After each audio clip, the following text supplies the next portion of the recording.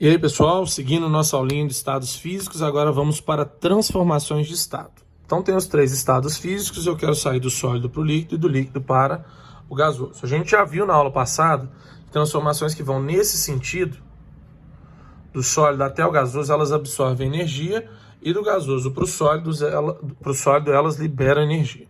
Então, vamos começar aqui pela primeira transformação, que é quando eu pego um sólido e aqueço ele para ele virar líquido. O nome dessa transformação é fusão. A fusão, pessoal, ela só acontece quando a gente atinge uma temperatura específica chamada de ponto de fusão. Nessa temperatura específica de cada material, eu tenho a passagem do sólido para o líquido. Por exemplo, o ponto de fusão da água, a temperatura em que a água passa do sólido para o líquido, é 0 graus Celsius. Só a água passa do sólido para líquido a 0 graus Celsius.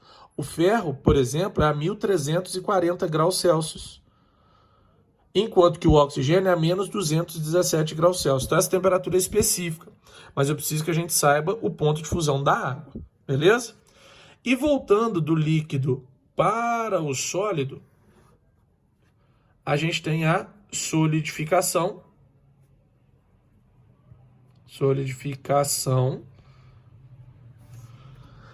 Só a título de curiosidade, pessoal, o ponto de fusão ele tem o mesmo valor do ponto de solidificação. Ou seja, para a água líquida congelar, ela precisa atingir a mesma temperatura. Quanto? 0 graus Celsius. Tá? Depende de onde eu estou indo para onde eu estou indo. Se eu estiver no sólido e quiser derreter, 0 graus Celsius, fusão. Se eu estiver no líquido e quiser congelar, 0 graus Celsius, solidificação. No caso da água, é claro. Se a gente vier do líquido e passar para o estado gasoso, existem 3 formas de acontecer e a gente chama todas elas de vaporização. Quais são as 3 formas? A primeira é a evaporação. Na evaporação, pessoal, a gente tem a energia disponível no ambiente. Então, geralmente é uma quantidade de energia baixa. E a velocidade com que essa transformação acontece é muito devagar. Então, a gente também tem uma baixa velocidade. O exemplo é a roupa no varal. Deixa a roupa no varal um dia inteiro para que ela seque, ou seja, para que a água evapore. A gente não esquenta, deixa o ambiente fornecer energia, as moléculas líquidas vão ganhando energia, aumentando o grau de agitação e virando gasosas. Segunda transformação é a ebulição. A ebulição é quando a gente vai preparar um café, coloca a água no bule para a água ferver. O processo de fervura é chamado de ebulição. A água não entra em ebulição em qualquer temperatura, assim como nenhum líquido. Para que um líquido entre em ebulição, eu preciso atingir uma temperatura específica, chamada de ponto de ebulição. Nessa temperatura específica, em que cada material tem o seu valor, o líquido ferve, ou seja, ele passa do estado líquido para o estado gasoso.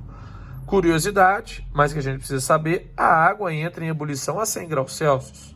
Já o etanol, o álcool, entra em ebulição a 78. O cara que tem um ponto de ebulição maior, ele é chamado de menos volátil, ou seja, ele tem mais dificuldade em evaporar. O cara que tem um ponto de ebulição menor, a gente fala que ele é mais volátil, então ele tem mais facilidade em evaporar, beleza? Bom, turma, o ponto de ebulição é uma mudança que já tem um pouco mais de energia, a gente acaba aquecendo para que aconteça, então ela tem uma velocidade um pouco maior. Perceba que deixar uma água num copo evaporando é muito mais devagar do que ferver essa mesma água no mesmo copo, no fogão, onde ela vai transformar de estado muito mais rápido. E a última transformação é chamada de calefação. Calefação acontece quando a gente tem uma chapa de ferro, uma panela, sem nada dentro, esquecida no fogo. Ela fica muito quente, ou seja, ela tem muita energia, e a gente vai e pinga uma gotinha de água lá. Ela transforma na hora. A velocidade dessa transformação é gigantesca. A gente fala até que ela é quase instantânea. Por quê? Porque eu tinha muita energia disponível. Quando a água sofre essa transformação, a gente fala que ela sofreu uma calefação. Bom, pessoal, aqui eu tenho que parar para explicar uma coisinha para vocês. Eu posso separar essas duas essas três formas de vaporização em duas. As em que eu tenho aquecimento e as que eu não tenho. Isso aqui é um macetinho, tá? Quando eu não tenho aquecimento, as moléculas ainda acabam ficando um pouquinho juntas. Um grupinho aqui e outro ali. Olha aí.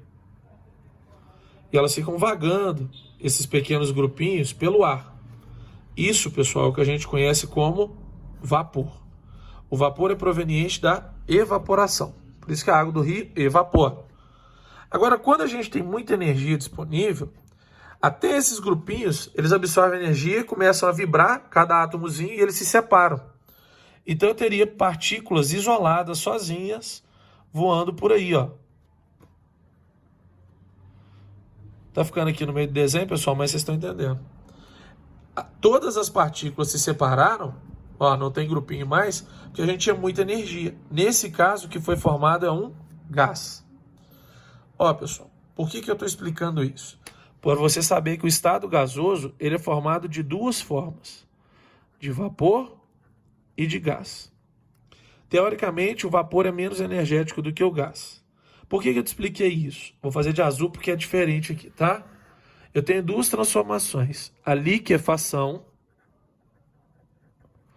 e a condensação. Quem sofre o quê? A condensação, quem sofre é o vapor. E a liquefação, quem sofre é o gás. Qual a diferença delas? Eu falei com vocês na primeira aula de estado físico que existem duas variáveis responsáveis por um estado. A primeira é a temperatura, a gente entendeu que aumenta o grau de agitação. A segunda é a pressão. Imagina esse gás que está aqui no meio da minha mão, ó. Ele está dentro de um balão. E eu começo a apertar esse balão. Se eu começar a apertar, todas essas partículas que estão isoladas, elas vão se juntar e vão acabar voltando para onde? Para o estado líquido. Isso que eu acabei de fazer foi liquefazer. Eu aumentei a pressão sobre eles, ou seja, eu comecei a empurrar uma partícula sobre a outra para que elas se aproximem. Então eu aumentei a pressão e para garantir que isso tudo vai acontecer, ao mesmo tempo a gente diminui a temperatura. Ou seja, a gente tira a energia, o grau de agitação diminui e eu ainda aperto uma contra a outra. Ela se liquefaz e volta para o estado líquido. Isso é liquefação.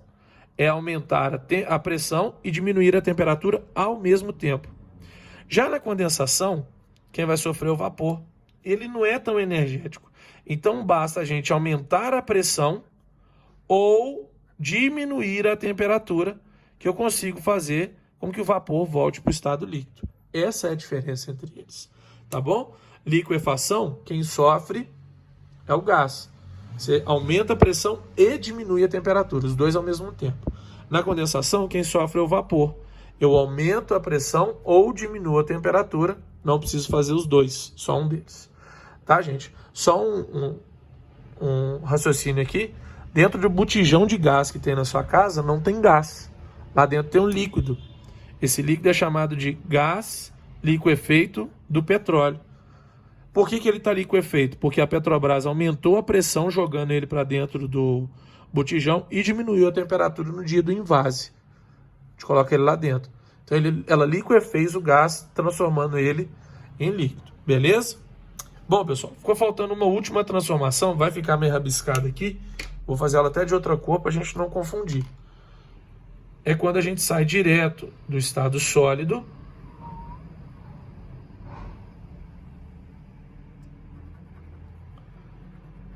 e vai para o estado gasoso e vice-versa. Tá? A caneta falhou aí um canto. Acho que nós vamos ter que usar aqui, ó. Ah, tem uma boa aqui, ó. Ó. Um azul forte aqui. Bom. Aí. É quando a gente faz o sólido para o gasoso ou o gasoso para o sólido direto. Essa transformação se chama sublimação.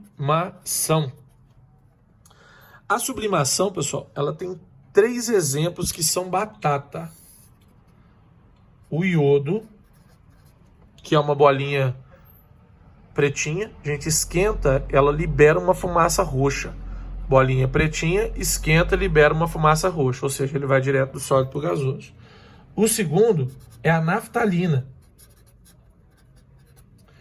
Uma bolinha branquinha que geralmente a gente usa dentro da gaveta para espantar barata. e a gente percebe que com o passar do tempo ela diminui de tamanho e some. Não é. Aquele cheiro que você está sentindo é o da naftalina, ela está saindo do estado sólido e virando gás direto, ou seja, está sublimando. E o terceiro, pessoal, é o gelo seco, que a gente vê geralmente em aniversário, em festa, quando coloca na bebida. O gelo é uma pedrinha, aí a gente coloca ele na bebida, ele solta uma fumaça, está indo direto do sólido para o gasoso. Tranquilo? Então foi aí a aulinha de transformações. Espero que tenha dado para entender bem. Grande abraço e até a próxima.